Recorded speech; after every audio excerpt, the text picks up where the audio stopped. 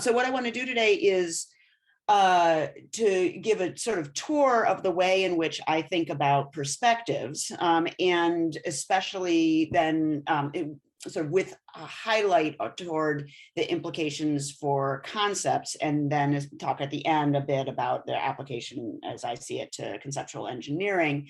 As Manuel just said, I think that the sort of very topic of perspectives is immediately even sort of relevant and directly relevant for thinking about conceptual engineering. So there we go. So why should we all care about thinking about perspectives in this kind of context? Well, I think much of our thinking and engagement with the world is guided by the intuitive perspectives that we bring to bear on the world. Perspectives typically lurk in the background. They're too amorphous and too ubiquitous for us to really notice. But we find them most palpably on display when we find ourselves engaged in what I'm going to call a perspectival disagreement. So these are indeed rampant in life, both in society and individually. So, speaking as somebody coming from the States, but everywhere globally, we have evidence of perspectival disagreement in thinking about epidemiology. How do you balance individual risk versus, societal risk, or risk to protection of those who are less, who are immune compromised? Thinking about policing policies, thinking about explanations for particular police actions. Thinking about economies, what are the risks, what are the obligations, what are the payoffs of economic action and inaction. These are all matters of political engagement on which people disagree and disagree deeply and vividly in the last few years. We also find perspectival disagreement, these kind of clashes that are really palpable and vivid to us in more individual contexts. So I promise we don't actually do this, but people have these disagreements about the dishwasher. Who loads the dishwasher? When does the dishwasher get unloaded? Nobody really cares in such a debate with your intimate partner or your roommate. Nobody really cares so much about the dishwasher and what happens there. Rather, it's because it's illustrative and emblematic and an instance of a broader pattern of behavior and assumptions and actions. Similarly, you might think you might either project yourself fearfully into the future or recall, depending on your career stage, what it's like for a group of people in a department to debate about whether somebody should be awarded tenure, right? So often there's no disagreement about the facts, but rather there's disagreement. There can be very deep disagreement about whether the person warrants tenure. We also find these kinds of debates in more abstract, less directly practical kinds of topics, some of which are deeply important, like what is justice and how should we understand, the nature and implications of justice, but also in cases that are more playful, more aesthetic, more and in which we engage in the disagreement sometimes for fun. So for instance, think about, going out for a beer after a cup of coffee, after watching a movie, and debating what was really happening in the movie, what, mattered about it, what made it good, what made it bad, what the characters would have done if allowed to go on, what was a bad decision on the director's part, and so on. So in these kinds of cases of perspectival disagreement, what I'm thinking characterizes those is that you have at least a pair of agents who agree about a body of information concerning a target situation, but they differ in their explanations and predictions and evaluations of that situation in ways that are systematically correlated with differences in how they interpret a wide range of other situations. So there's no particular disagreement of fact or even a particular disagreement of evaluation, but rather a broader, deeper disagreement, which is connected to a wider perspectival background. each of those agents explains the information, the common body of information, in a way that they find compelling to themselves, but they persist in disagreeing about, because they persist in disagreeing about which details of that body of information matter and why they matter. And those partial disagreements, those local disagreements in interpretation add up to substantive differences of opinion. So that's something I think we see. I think that's something that if you can get to, good-hearted interlocutors in the same room, you can find them having this kind of disagreement. And I think that's something that's important and that we want to understand. So given the ubiquity of perspectives in our lives, most concept and the ubiquity of perspectival disagreement, at least these days, most conceptual engineering, I think, is going to require perspectival engineering. That's first, on the one hand, we typically care about re-engineering concepts because of the perspectives in which those concepts are embedded, because those perspectives, because those concepts are bound up with a perspective, which in turn drives our reflective judgments, our feelings, and our actions. So if you think about some of the terms that are concepts that have been especially discussed in discussions of taken up in discussions of conceptual engineering, they're of this sort, right? Woman, what it is to be a woman, what it is to be married and who can be married, what constitutes rape, what constitutes torture, when someone is a felon and why we should care, what counts, at least maybe slightly more local, but what counts as a protest as opposed to a riot, and what the consequences of classifying an group activity as one versus the other are. What case that I find especially interesting is the debate about what counts as airborne in the last couple of years in thinking about COVID. So we care about re-engineering concepts because we care about their larger networks of judgment, feeling, and action in which they're embedded. We also should care about perspectival engineering as part of conceptual engineering, because even if we come up with, highly salutary concepts, they're not going to be cognitively and socially effective unless they're embedded within commensurate intuitive perspectives, which bring them to life and to bear in our everyday lives. So conceptual engineers should care about concepts. But concepts, but also about the perspectives in which they're embedded. Further, even if you don't particularly care about conceptual engineering, you should care about perspectives because they're an important part of our minds. Perspectives are not just cognitive and part of our minds and part of our epistemologies, part of our mechanisms of getting a grip on the world. So perspectives aren't just cognitive noise. They contribute to genuine understanding. I think they make an essential contribution to genuine understanding.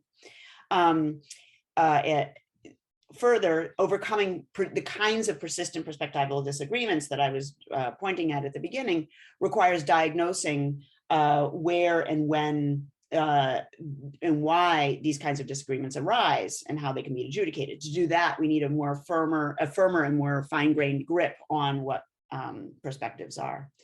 And then for ourselves, that's thinking about, seeing the mote in your neighbor's eye, but also thinking about ourselves, improving our own perspectives and successfully engineering and introducing new perspectives requires identifying and applying norms of perspectival assessment for our own cases. So that's all reasons to care about perspectives, theoretically, and I think practically. The difficulty is that it's hard to know what perspectives are. So that's what I want to sort of do for the next bit, and indeed for the sort of bulk of what I'm talking about today. So in thinking about this kind of phenomenon, the phenomenon that I gestured at the beginning by saying, look, you know what I'm talking about. There are these intuitive ways of thinking about the world that you find manifested in these, kinds of disagreements. And then you can see that they're in play much more broadly in all aspects of our lives. So in talking about and gesturing toward that phenomenon, perceptual talk is extremely natural, right? I talk about perspectives, other people talk about point of view or standpoint or orientation or worldview, stance. These are all different, but somewhat related, and they all have this kind of perceptual cast. So I think we want to understand what leads us to talk about in perceptual terms about this phenomenon. But also it's important to recognize that that way of thinking and talking, that's language of perception, is typically metaphorical, right? It's not always metaphorical. Sometimes it does apply, I think, plausibly in perception itself, but very often we're talking about topics like whether somebody should be awarded the tenurability of a job candidate, or justice, or the economy, things that cannot be actually perceived, right? And so the talking about a perspective must be understood in metaphorical terms, partly because it's metaphorical, but not just for that.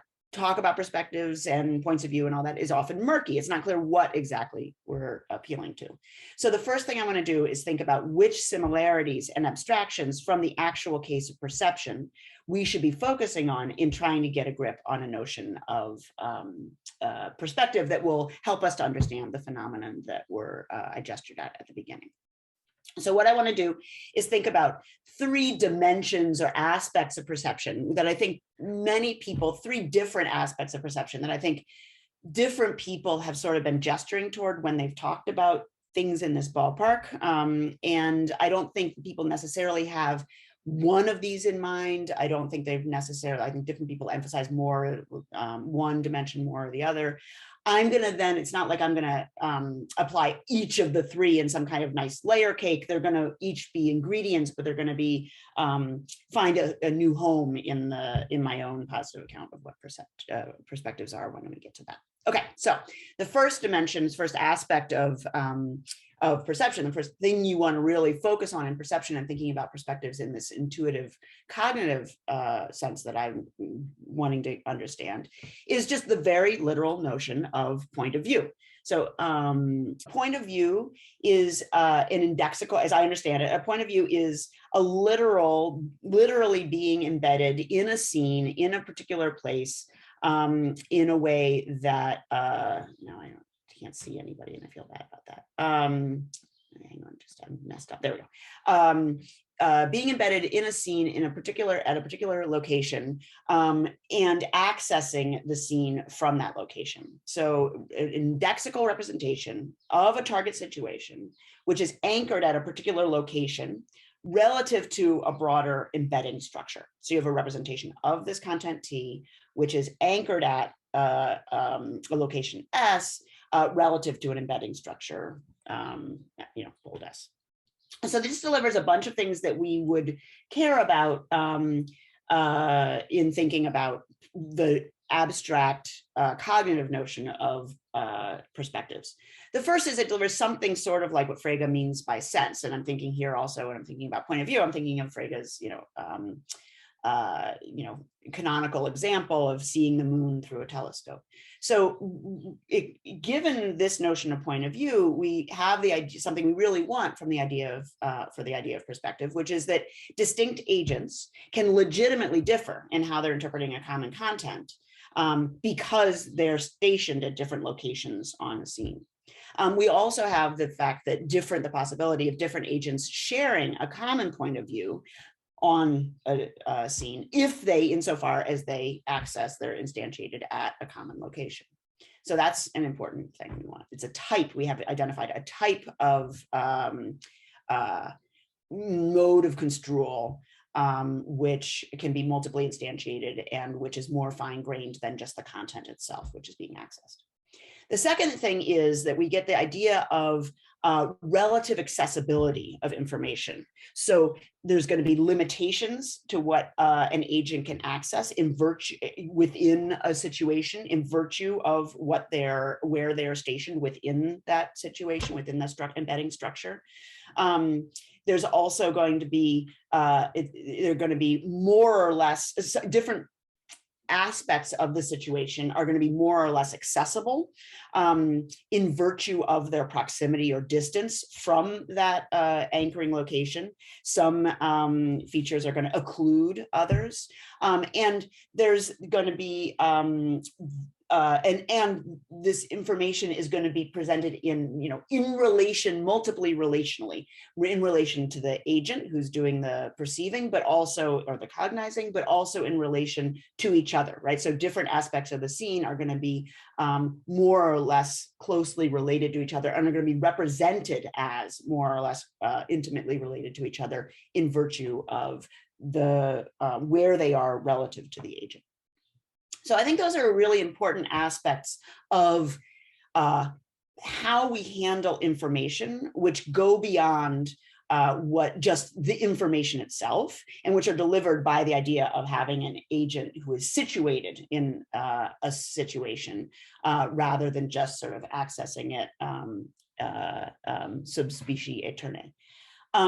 I think there's a really important thing that's easy to add and that's really important to add to the notion of perspective, which is when we're thinking about perspectives, we're not just, as I said at the beginning, we're not just interested in how two agents construe a particular situation. We're interested in how that reveals and is connected up to a broader mode of interpretation. And so we need to go from just a static analysis or interpretation or construal of a particular scene to something more dynamic and open-ended. So if we look at Mancini, it's not just that in virtue of occupying this particular location in this fairly bizarre, relatively empty room, it's not just that the agent, by being in this corner, can see this prone body and person standing in the door, but that if there were other items in the room, or if those two people who are represented in the scene were to move around in different ways, then we can make predictions about the structure of the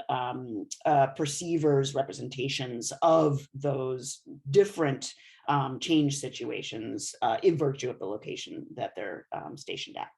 So that's, there's this dynamic aspect about how one would perceive the scene, any other scene that passes one's by the location at which one's anchored. I think those are all really important things, but I think there's a couple, there's for our purposes, there's really important things that are left out. One is just, it's not all clear, as I said at the beginning, we're interested in this abstract, this non-perceptual phenomenon, and it's not obvious how to generalize from this genuinely perceptual phenomenon or point of view to the abstract idea of a cognitive perspective. You might think of Fregean senses as an inferential roles, as a conceptual role, as laying out a kind of conceptual structure in which an agent could be embedded. Maybe that's, that's doing some work. You might also think of people, of sociologists like Levi-Strauss and Bourdieu, as thinking about trying to articulate a notion of social structure in which an agent could be embedded, and which would, determine and at least influence and perhaps determine how they construe a wide range of social situations in virtue of their positionality. So I think those are important contributions. It's just, that's a really, if you just want to make sense of the intuitive perspectives in the sense I gestured at the beginning, in terms of point of view, that's a lot of work to do using just this notion of point of view. There's a further thing that I think is also challenging, and not everybody's going to accept this, but I think it's at least something that we need to leave room for, and it's something that a possibility that I think is real, which is that two agents who are embedded in the same location within a relevant structure, at the very least a spatiotemporal structure, but I think also a social structure, might have different perspectives on the situation. In virtue of just having different intuitive priorities, right? So I think there can remain, what we've done so far is identified a way of talking about differences of interpretation that are, there are ways in which agents can differ in their interpretation of a common body of information, because they're occupying different locations. Different locations. But we want, and so in that sense, we can have perspectival difference of a common body of information. But it looks like we can continue to have, there's in the most interesting cases of perspectival disagreement, there are in perspectival differences even given a common location, a common either literal location or social location. And that's something I think we want to make room for. So, it may well be that, female professors of philosophy employed at research institutions in the United States. That's a social location that might influence how I might share a perspective with other people who instantiate that social location in certain important ways. But there also might be really important perspectival differences between people who share that common social kind. So we want to make room for that. Okay, so to do that, I think we need to appeal to we need to go not just think about the external structure in which an agent is embedded. We need something more internal, something about the way in which they in particular are handling the information that's coming to them. So a thing that people, I think, really like to appeal to at this point is something like Frege's notion of coloring. So something like an experiential representation of what it's like to be in that scene in that way. I have always been a little bit nervous about talking about what it's like because I'm nervous about thinking about qualia as something like private, piecemeal, phenomenological, the special glow of yellow as a special glow of red, or the sound of a trumpet. And so I don't deny that there is a sort of what it's like in the sense that it sometimes gets discussed in discussions about consciousness. But for our purposes, and I'm not denying that could be relevant for thinking about perspectives, for my purposes, I think the way that I want to try to cash out this talk about the what it's like to experience a scene, not just, that one is accessing information from a particular location, but what it's like to engage it. I think the way I would want to start to cash that out is in terms of affordances, where, again, that's another murky term, but where I'm understanding that as an affordance is a kind of valenced, intuitively immediate kind of meaningfulness. It's that certain aspects of the world call out to one, they are accessible to one, not just in virtue of their literal spatiotemporal proximity, but in virtue of what they mean to you. So their meaningfulness, where that meaningfulness is grounded in a form of life. And roughly, I'm understanding a form of life as terms most immediately in terms of a suite of goals and threats, opportunities and obstacles. So this, right, and so in the perceptual case, that properties are represented not merely informationally, but in this vivid, affectively laden, valenced, meaningful way. And that's something that I think people are often gesturing toward when they're thinking about these cognitive perspectives as well. So that's something that I'm going to want to try to, I think we do want to try to capture and translate. So we want to think that people can differ in their perspectives on a common scene in virtue of their different forms of life, their different priorities, and the ways in which different aspects of the scene then call out to them for attention and action. Okay. Then the final thing, which I have cared the most about,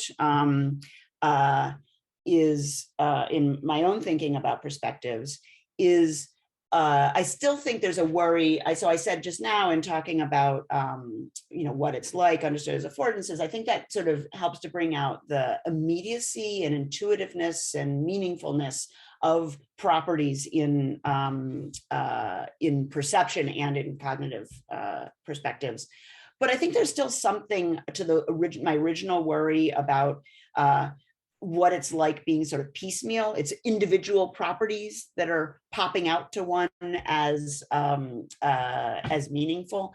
And I think there's something important about a way in which those properties are structured in relation to each other and not just in a spatiotemporal way.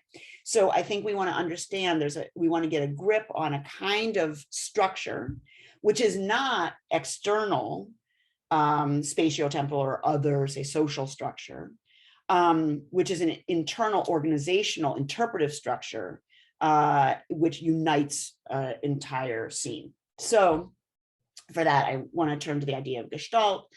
I think there are at least, I think there are 4 features that really matter to me in thinking about the role of Gestalt structure in perception that I want to carry over to cognitive perspectives.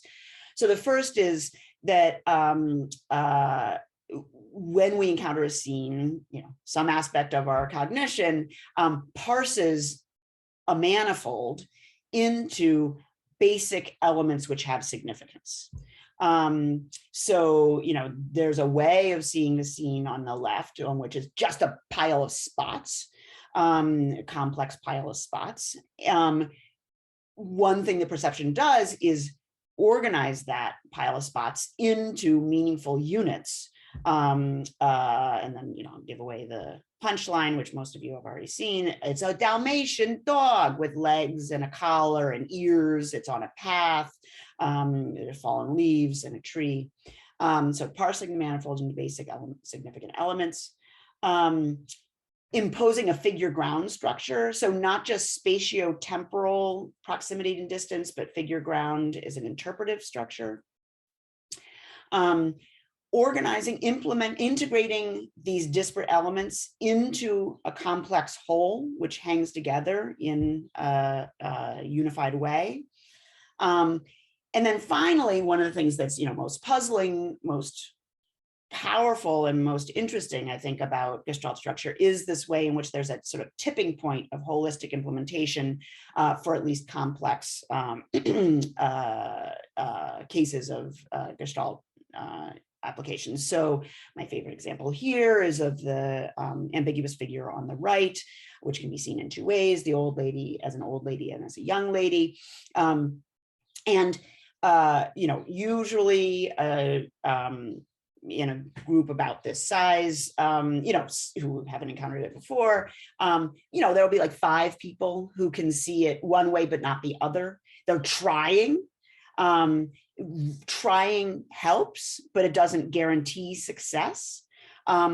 Getting more information about the significance of the elements also helps. Like I can say to you, well, if you can see it as a young lady, then the young lady's necklace is the old lady's mouth.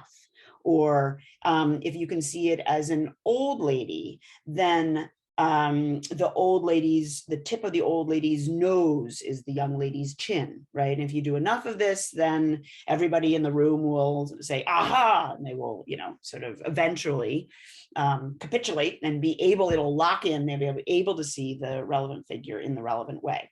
So there's a kind of tipping point in which there's this holistic implementation of the Gestalt construal. Trying helps to bring that about, but it doesn't guarantee that it will succeed.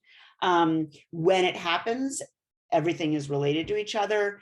Different features, when you switch between different ways of seeing the same scene, different elements are foreground and background, and the basic elements of the scene have different significance.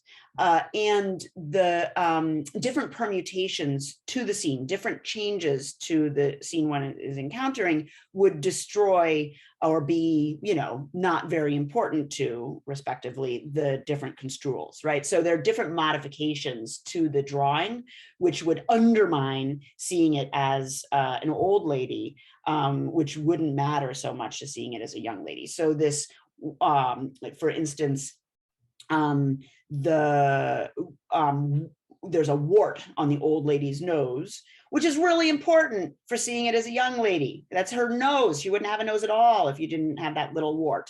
But the necklace isn't that important for seeing it as a young lady. So, okay. So that's my tour of what the sort of phenomena of perspectives or perspectives in perception. And now I want to turn to sort of the analogous case for the intuitive cognitive perspectives, with which I began.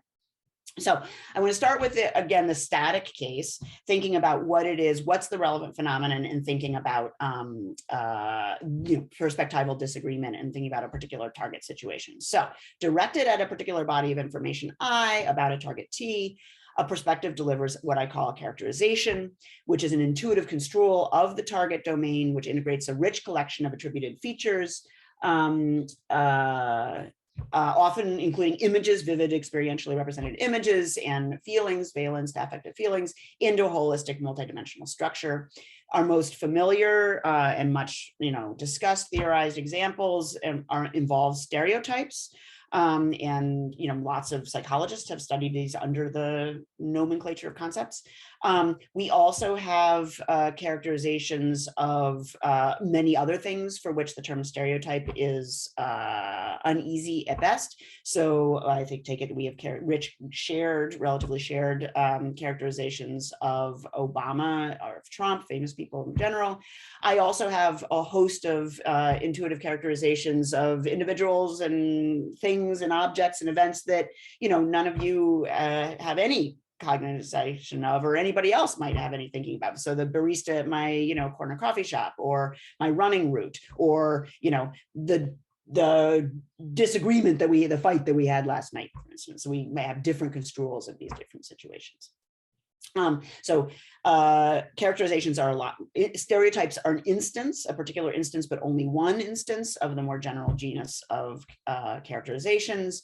When I'm thinking about characterizations, it's a lot like what some philosophers have talked about in terms of conceptions, but I want to emphasize the intuitive, valenced, and imagistic aspect of characterizations, which is not foregrounded in talk about conceptions. And I want to distinguish characterizations from, even though psychologists typically talk about them as concepts, I want to distinguish characterizations from concepts as I understand them, where I understand concepts, as many philosophers do, basically as stable, recombinable, extension determining bits. They're the sorts of things that determine their functional role is to determine what we're thinking about, to determine the truth conditions, or give us a recipe for determining the truth conditions of a belief or other propositional attitude, satisfaction conditions of a propositional attitude. And part of their essential functional role is to recombine with each other and to underwrite inferential transitions, so that we can compile and integrate beliefs and desires and intentions to produce actions. So that's how I think about concepts. Characterizations are much richer. They include this other kinds of stuff. They have a richer structure. So that's the static phenomenon. A characterization is an intuitive construal of a particular target given a body of information. A perspective then is the dynamic analog. It's an open-ended. It's open-ended in two ways that characterizations are not. First, it's open-ended across time. A perspective guides how we assimilate new information, how we update our characterizations. A perspective guides how we update a particular characterization of a particular target as we get new information about it, including information that our previous beliefs about it were false. A perspective is also open-ended in the way that a particular characterization is not, in that it, as I said at the beginning, it applies to multiple topics and not just a particular target. So as I understand it, a perspective is a disposition to interpret. It's an open-ended disposition to interpret by forming characterizations, the kinds of things I just talked about. That is, a perspective is a style of noticing, relating, and responding to information as one encounters it. So I'm going to now say a little bit about each of these three things here: noticing, relating, and responding. So attention focuses on information of certain kinds. That's the noticing part. So attention focuses on information of certain kinds by parsing lower level features relative to a presupposed taxonomy. And that taxonomy itself presupposes certain roughly categorical distributions of lower level features. So it's parsing, a taxonomy is appropriate because insofar as it's parsing things in ways that the world reflect, categories in the world or distributions in the world. And the taxonomy also presupposes certain practical and explanatory purposes, right? So it's good to have these categories relative to certain kinds of purposes. Okay, so attention focuses on certain kinds of information. It then selects some of that information. So depending on your purposes, a big gorilla could walk through the room and you wouldn't notice it, even though it's very, it's got important features and you've parsed it into a gorilla. You don't notice it. It's not selected for attention if it's sufficiently irrelevant to your tasks. So attention also selects certain features for attention, for conscious access, for conscious access, and then for recall, encoding and recall. And it assigns differential among those features which have been, those parsed features which have been selected, it assigns higher prominence, differential prominence to those features.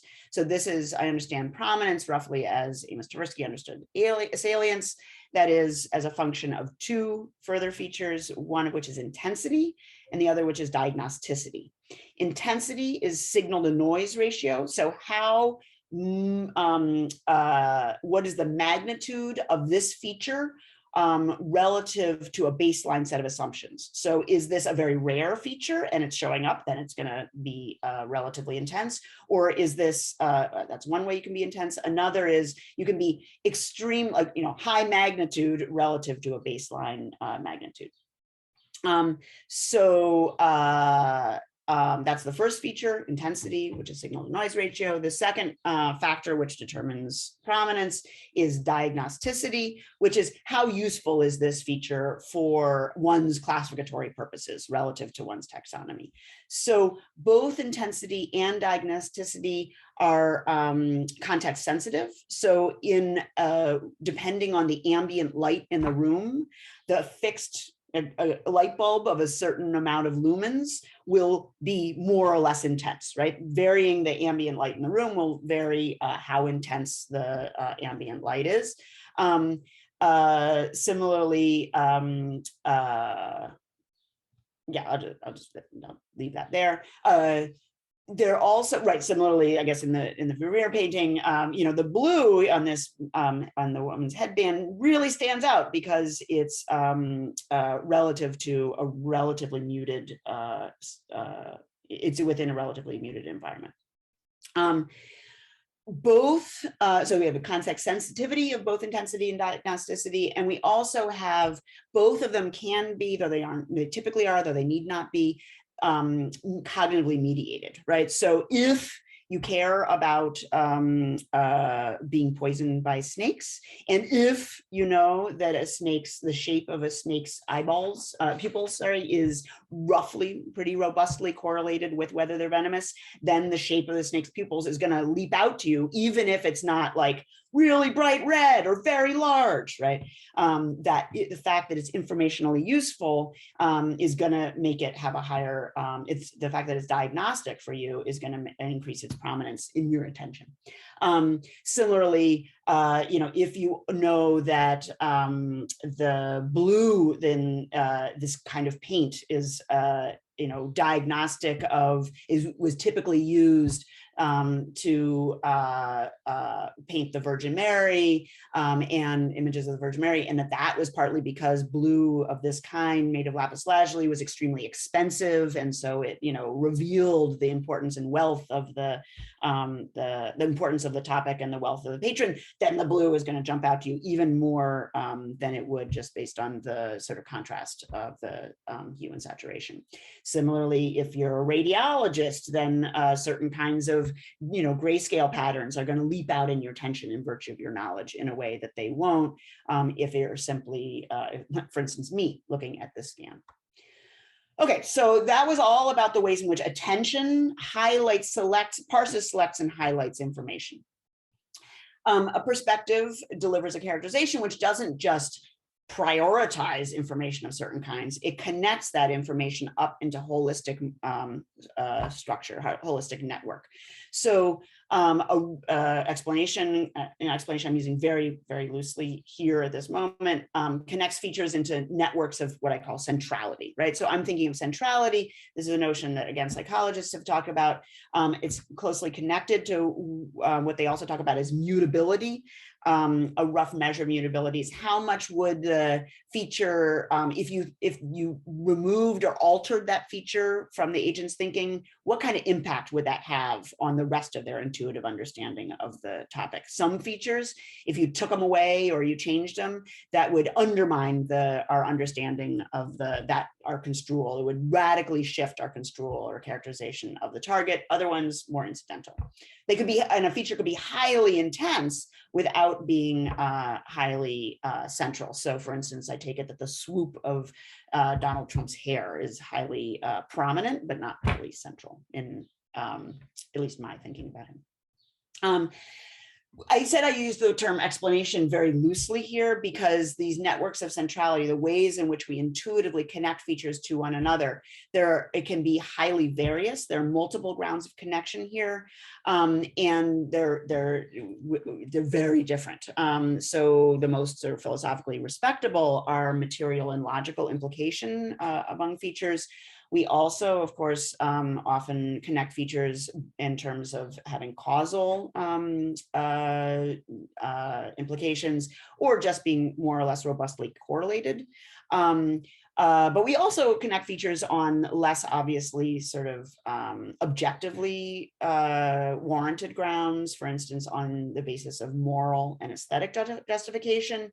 And all of these kinds of connections, all these ways in which we intuitively connect features in our thinking are sort of vulnerable to confabulation. I think we often just intuitively do connect features in our thinking, and then we seek or posit grounds for connecting them that would make it make sense that they're connected in our thinking.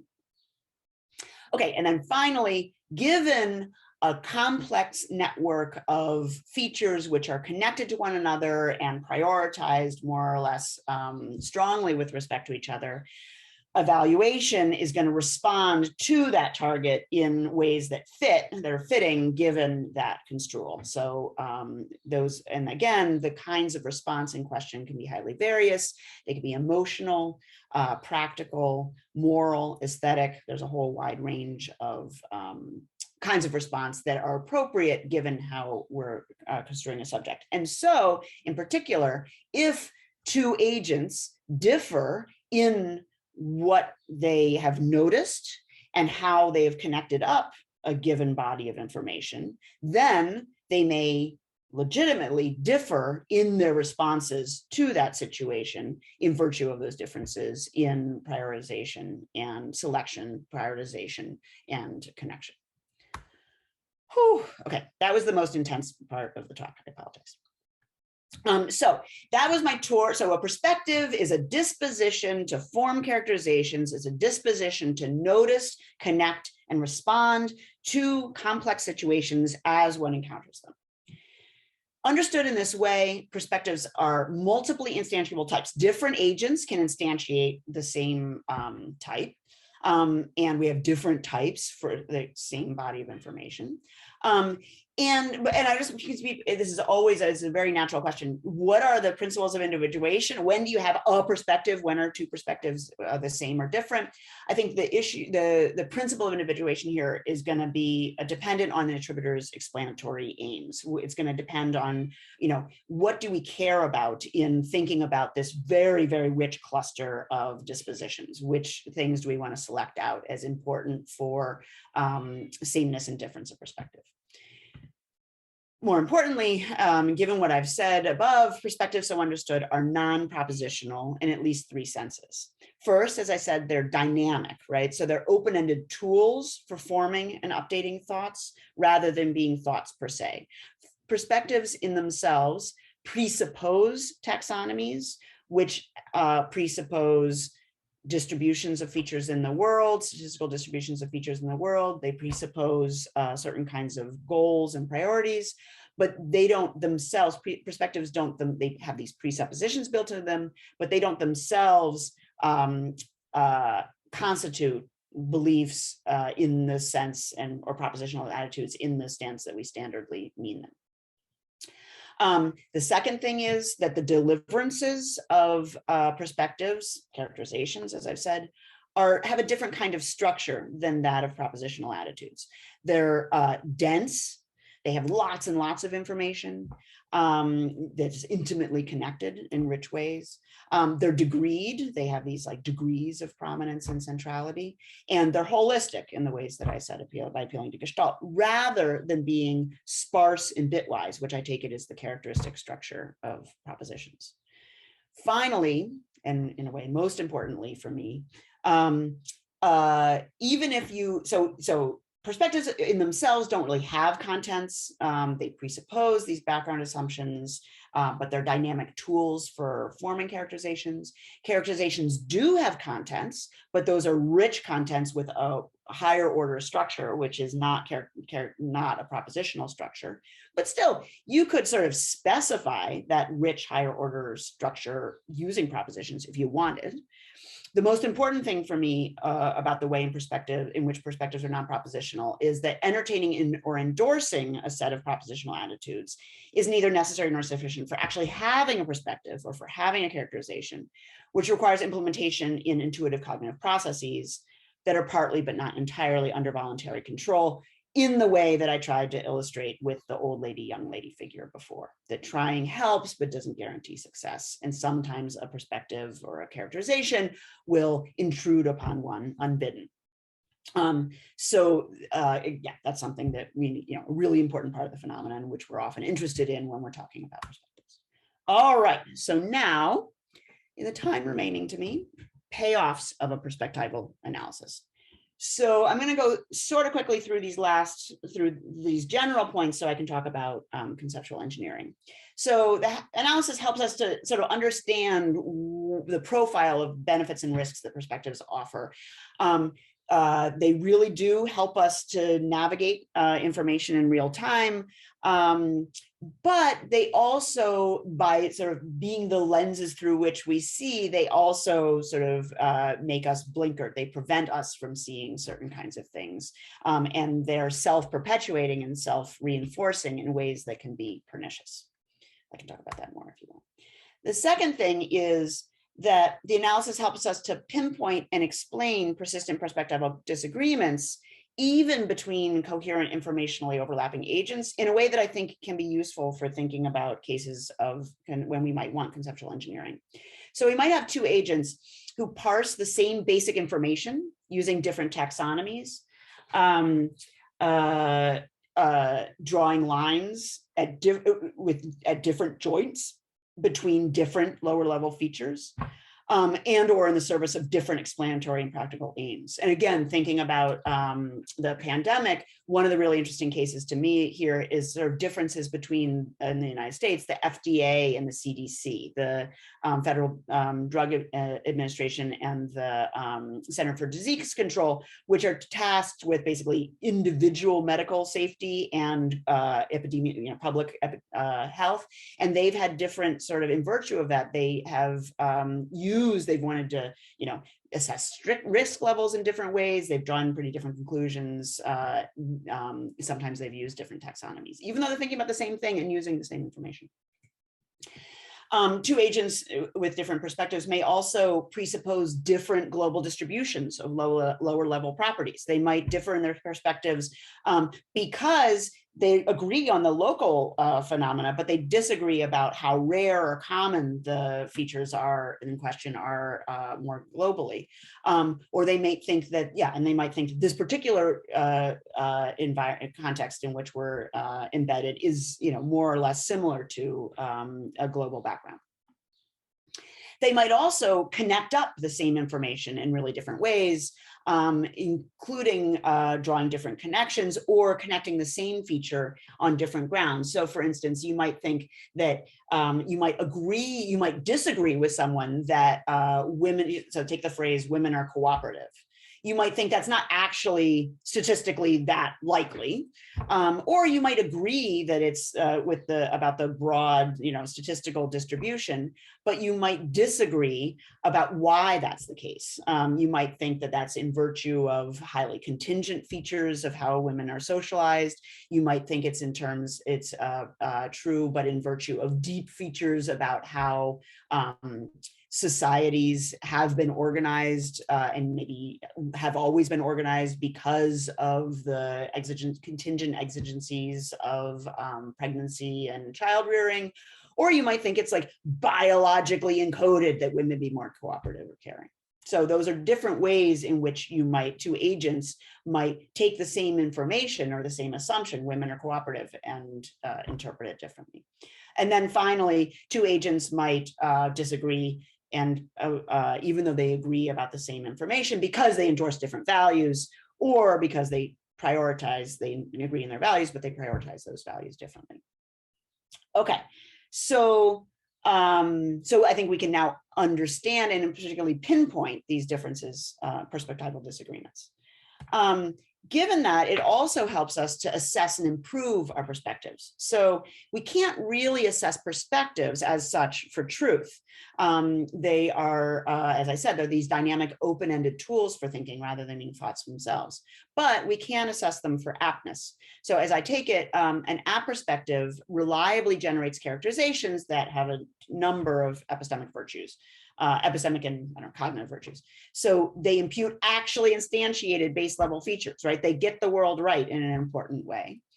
And that those features are parsed via a taxonomy that reflects actual homeostatic clusters and the agent's own avowed purposes. An apt perspective will also assign intensity and diagnosticity in ways that reflect the actual statistical distributions of those features and the agent's purposes and priorities. So they're going to not just have an overall apt taxonomy, but they're going to be assigning, in the particular cases, intensity diagnosticity in ways that are appropriate given that. They're going to impute accurate counterfactual dependencies and causal relations.